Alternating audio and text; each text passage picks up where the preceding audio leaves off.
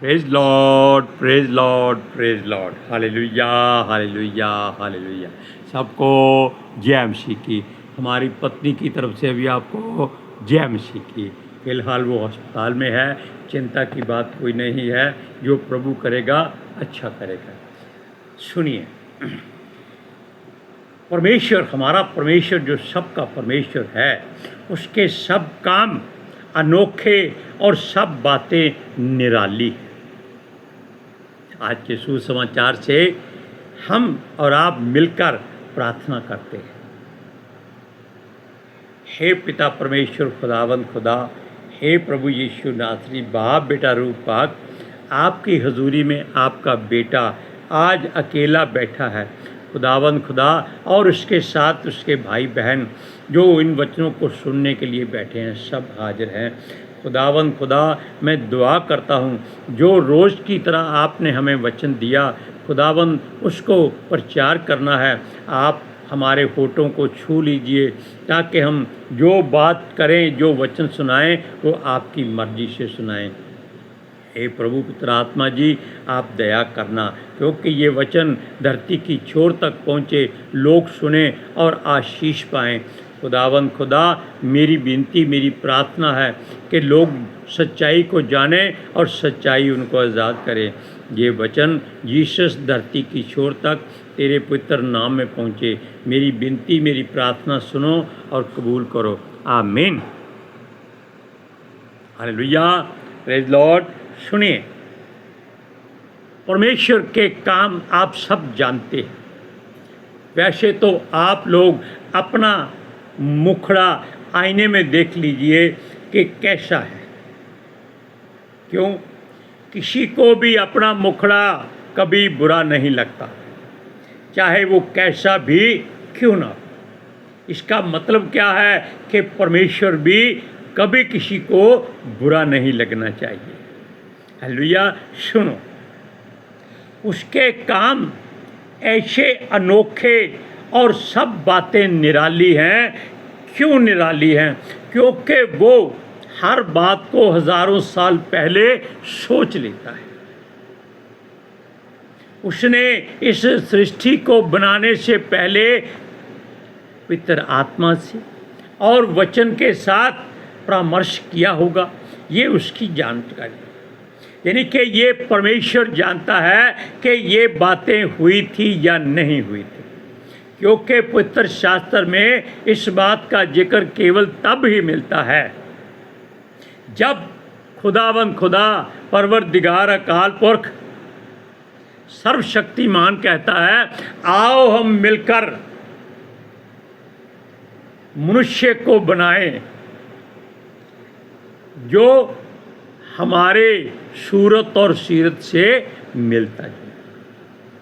बस इसके अलावा कोई ऐसी बात परमेश्वर ने नहीं बताई कि उसने क्या करना है, क्या करना था, नहीं बताया।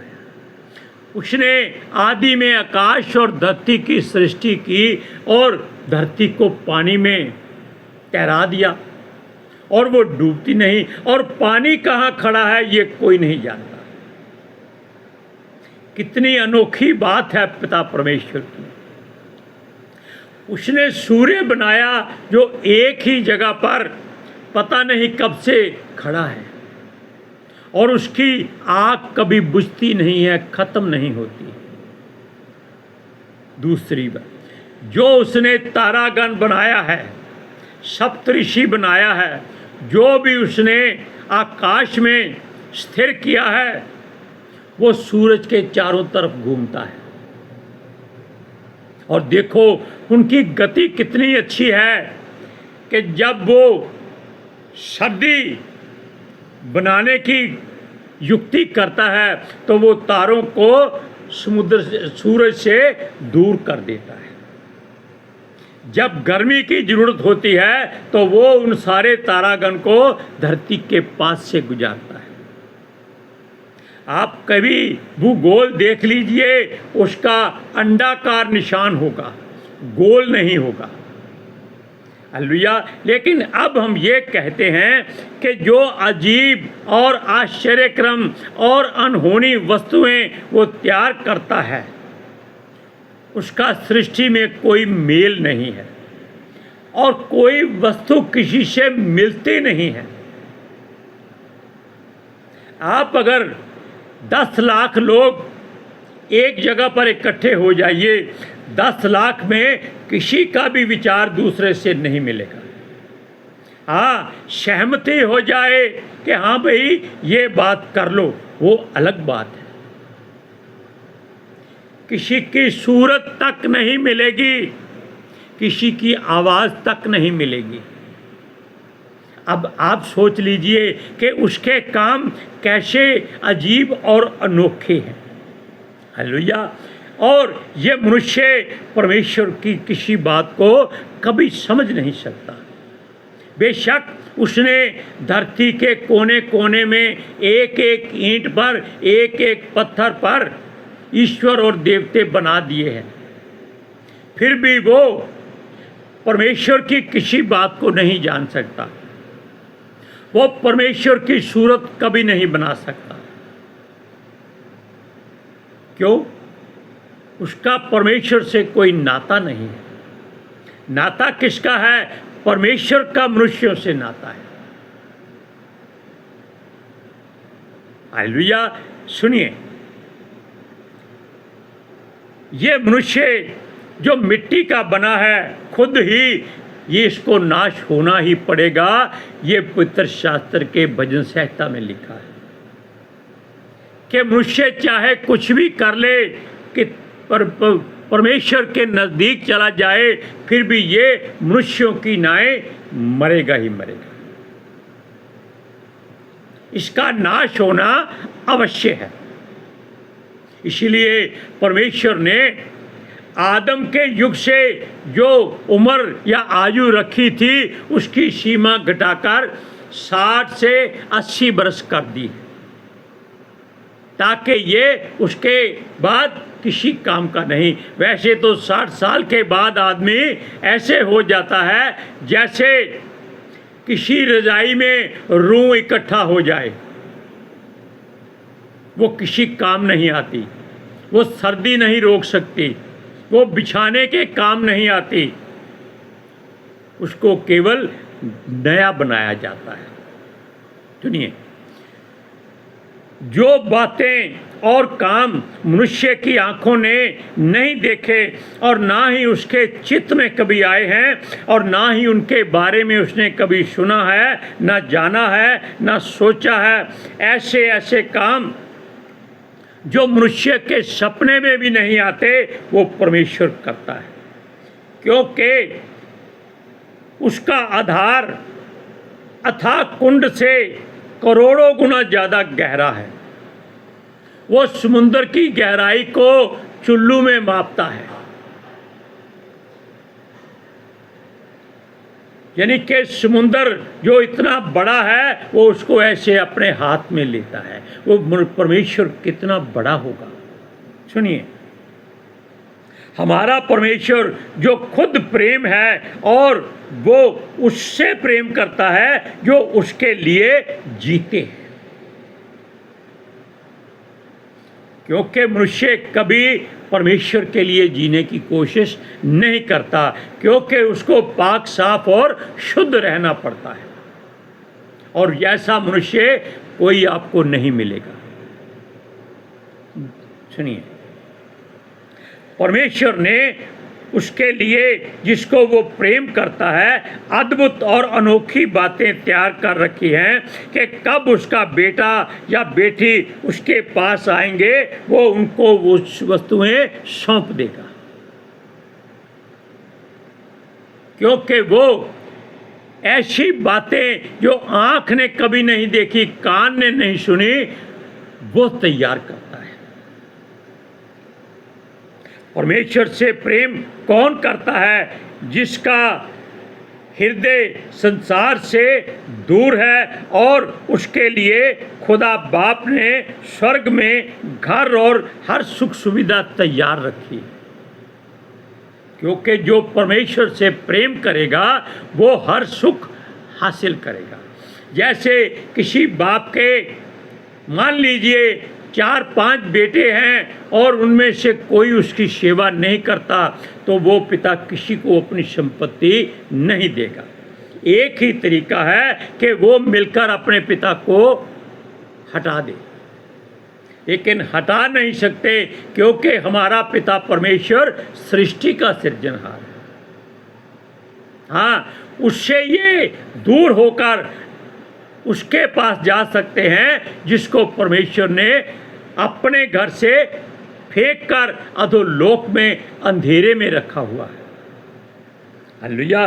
सुनिए, उसके लिए हर वस्तु का परमेश्वर ने इंतज़ाम किया हुआ है कि उसके बेटे बेटियां उसको स्वर्ग में मिलने के लिए आ रहे हैं। अब एक वचन को पढ़ते हैं, 1 कुरिन्थिया 2 अध्याय उसका 9वां वचन सुनिए। परंतु जैसा लिखा है, जो बातें आँख ने नहीं देखी, कान ने नहीं सुनी, और जो बातें मनुष्य के चित्त में भी नहीं, वे ही हैं जो परमेश्वर ने अपने प्रेम रखने वालों के लिए तैयार की है। अब स्वर्ग में उसने कैसे कैसे घर बनाए होंगे। किसी के लिए बड़ा घर, किसी के लिए छोटा घर, किसी के लिए आंगन में, किसी के लिए मैदान में, हो सकता है किसी को वो पेड़ पर भी बिठा दे। ये उसकी मर्जी, इच्छा और युक्ति के अनुसार चलता है। कोई उसको नहीं कह सकता कि हे पिता, इसको तूने घर बड़ा दिया है, मुझे घर छोटा क्यों दिया है।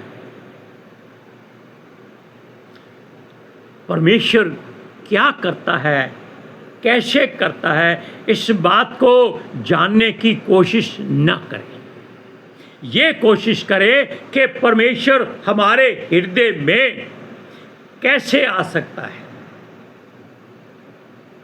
लिखा है, ये बात हम फिर सूरत की याद आ जाती है, बड़े प्यार से बोलता है, लिखा है ये पवित्र आत्मा जी का मंदिर है।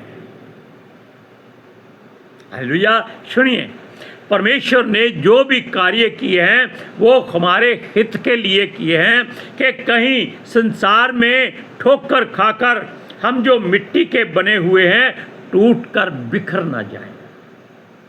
अब जानते हैं कि एक बार मिट्टी का बर्तन अगर बन जाता है, पक जाता है, उसको रंग रोगन कर दिया जाता है, अगर वो टूट जाए तो वो दोबारा कभी जुड़ता नहीं है। अगर जुड़ेगा तो उसमें क्या होगा, वो दाग निशान दिखाई देंगे कि ये यहाँ से टूटा हुआ है। उसको नया नहीं बना सकते। मनुष्य का जीवन और शरीर भी ऐसा ही है। जो हमारे अंदर बैटरी पिता परमेश्वर ने रखी है, जिसको आत्मा बोलते हैं, वो जब रिपेयर होने वाली होती है तब परमेश्वर इस बाहर की बॉडी को आग में या पानी में, या जो फौजी या सिपाही युद्ध में मारे जाते हैं या फिर कब्र में दफनाए जाते हैं, या कैसे भी उसकी लाश नहीं मिलती, वो ख़त्म हो जाता है। यानी कि ये शरीर आपके मरने के बाद कहीं चला जाए, कैसे हो जाए, आप इसकी चिंता नहीं करनी, क्योंकि आजकल हर एक के मन में एक बात आ रही है कि संसार के लोग उनसे बैर कर रहे हैं और मसीही लोगों को कब्रिस्तान नहीं मिल रहे। दूसरी कौमें कहती हैं कि इनके लिए कब्रिस्तान नहीं बनने दिया जाएगा। इसलिए उस बात को छोड़ दो, परमेश्वर पर छोड़ दो, क्योंकि वो कहेगा मिट्टी मेरे बेटे बेटी को दे दे, पानी मेरे बेटे बेटी को दे दे, आग मेरे बेटे बेटी को दे दे, हवा मेरे बेटे बेटी को दे दे, तो सबको देना पड़ेगा। ये उसकी इच्छा है और वो ले सकता है। आपने यहेजकेल की पुस्तक में पढ़ा है कि लाखों सिपाहियों की हड्डियां जो सूखी हुई थी, परमेश्वर ने उनमें प्राण भरकर, शरीर बनाकर, हड्डी मांस बनाकर फिर जीवित कर दिया। अगर वो हो सकता है तो आप भी वापस आ सकते हैं। सुनिए,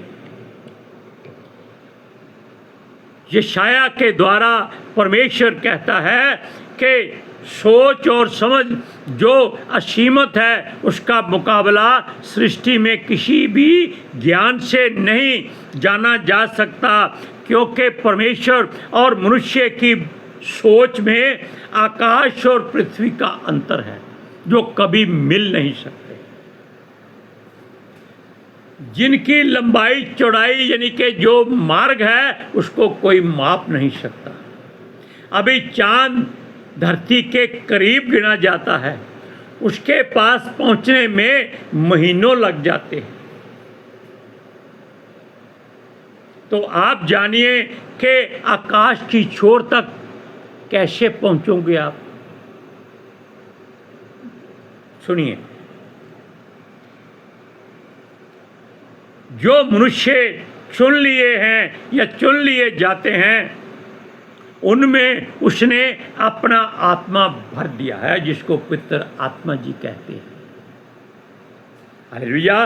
सुनिए, जो ना दिखाई देता है ना ही उसको छुआ जा सकता है, और संसार तो पत्थर को ही पूछता है और पत्थर के भवन में ही अपने ईश्वरों को रखता है, लेकिन हमारे परमेश्वर ने आत्मा को यानी कि जिसको एक घर यानी कि अपने जोड़ के लिए बनाया है, यानी हमारे भीतर जो काम हैं वो पितर आत्मा जी के द्वारा परमेश्वर को बताए जाते हैं।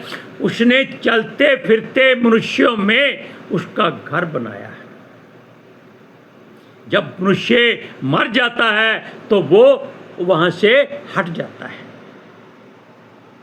लेकिन इनके पत्थरों के भवन में पत्थरों के देवता हैं, वो कहीं नहीं जा सकते।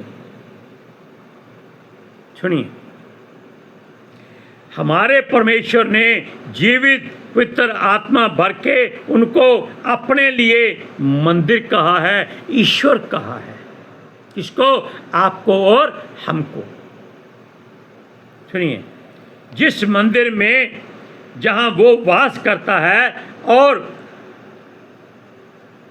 पवित्र स्थान बन जाता है, वहाँ से वो हर बात को नियंत्रित करता है ताकि हमारे जीवन में किसी बात की रुकावट ना आए। लेकिन संसार के ईश्वर और देवता मनुष्य की मर्जी पर चलते हैं। उसको अपने आप उठने में बड़ी दिक्कत होती है, उठ सकता ही नहीं, क्योंकि उसको सीमट लगाकर या कील ठोककर या चिनाई करके मजबूत कर दिया जाता है। वो वहाँ से कभी हिल नहीं सकते। वो मनुष्य की मर्जी है कि उसको वहाँ से हटा के कहीं और स्थापित कर दे। लेकिन हमारे परमेश्वर का जो मंदिर आप और हम हैं, वो कहीं भी चले जाएं वो परमेश्वर के ही रहेंगे, परमेश्वर का भवन और पितर आत्मा का मंदिर ही रहेंगे। इस बात को जान लीजिए, वो आपको कभी नहीं छोड़ेंगे। और मनुष्य के घर भी पत्थरों के होने लगे हैं, जहां से वो बाहर ही नहीं निकलता। परमेश्वर का आत्मा मनुष्यों में वास करता है, जो उसके मंदिर और घर हैं या उसका घर है। वो कहता है इसको गंदा मत करो। क्यों? आप जानते हैं कि जो शब्द है पवित्र आत्मा जी, अगर हम पवित्र आत्मा जी को अपने हृदय में रखकर बुराई करते हैं, बुराई सोचते हैं, तो वो वहाँ से हटकर बाहर आ जाते हैं। फिर क्या होता है? आपके हर काम में बाहर से उनको नियंत्रण करना पड़ता है। अगर वो बीच में हमारे हृदय में होंगे, हमें कुछ करने की जरूरत नहीं होती, वो सारे काम आप करते हैं। आप इस बात को आजमाइश कर सकते हैं। सुनिए,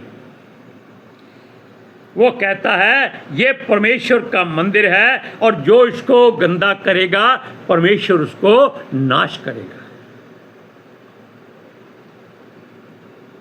क्योंकि इसमें पवित्र आत्मा का वास है और हम भी उसके पाक साफ मंदिर बने रहें। वचन पढ़ते हैं 1 कुरिन्थिया 4 अध्याय उसकी 16 और 17 आयतें।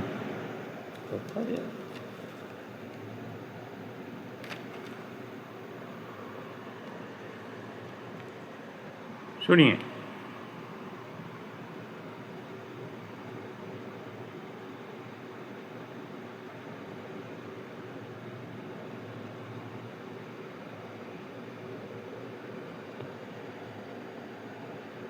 तीसरा अध्याय 16 और 17 है। क्या तुम नहीं जानते कि तुम परमेश्वर का मंदिर हो और परमेश्वर का आत्मा तुम में वास करता है? यदि कोई परमेश्वर के मंदिर को नष्ट करेगा तो परमेश्वर उसे नष्ट करेगा, क्योंकि परमेश्वर का मंदिर पवित्र है और वह तुम हो, हम हैं। हालेलुया। अब आप जान लीजिए कि ये बातें हमारी तुम्हारी तरफ से नहीं, परमेश्वर की ओर से आपको या हमको बताई और समझाई जाती हैं, पवित्र आत्मा जी के द्वारा, पवित्र शास्त्र से लेकर। हालेलुया। अब हम मिलकर प्रार्थना करते हैं। सब सुनिए। हे पिता परमेश्वर खुदावन खुदा, जो वचन रोज की तरह आपने दिया, आपकी हजूरी में हमने लोगों को बता दिया ताकि लोग जाने कि सच्चाई क्या है और सच्चाई उनको आज़ाद करे। खुदावंद खुदा, एक ये वचन जो है धरती की छोर तक पहुँचे, लोग सुने और आशीष पाएँ और परमेश्वर का मंदिर बन जाएं, ताकि वो पाक साफ सुथरे मंदिरों में आकर वास करे। हालेलुया। खुदावंद खुदा, मेरी विनती, मेरी प्रार्थना है कि जो जो वचन सुनता है वो परमेश्वर की ओर आशीष पाए, बरकत पाए, समर्थ बल शक्ति पाए। मेरी विनती, मेरी प्रार्थना जीसस के समर्थी नाम में मांगते हैं, सुनो और कबूल करो। आमीन। सबको जय मसीह की।